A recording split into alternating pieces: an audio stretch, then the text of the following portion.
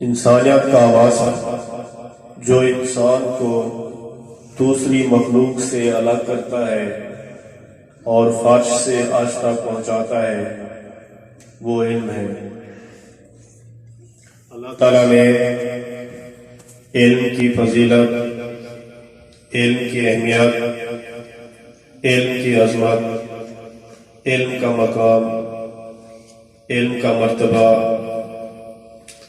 قرآن مجید میں ایک سوالیہ انداز میں پیش کیا ہے، کوشچن والے انداز میں ہمیں بتایا ہے۔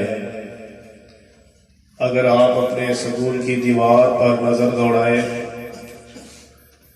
تو آپ کے سکول کی دیوار پر یہ لکھا ہوا ہے،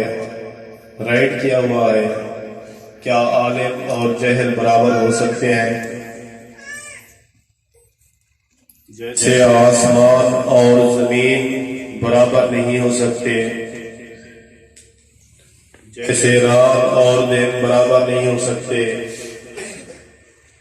جیسے پانی اور آگ ایک جیسے نہیں ہو سکتے،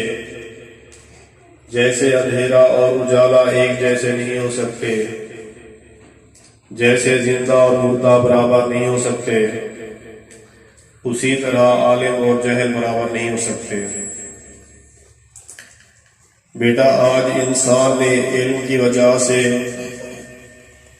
ہواؤں پر سفر کر رہا ہے، علم کی وجہ سے انسان نے آج چاند پر قدم رکھ دیا ہے،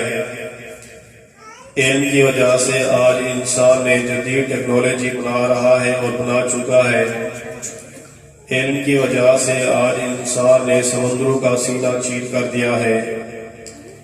علم کی وجہ سے آج پل بنا کر دریاؤں کو انسان عبور کر رہا ہے۔ تو لہذا علم کی ایک بہت بڑی فضیلت ہے، علم کی ایک بہت بڑی شان ہے،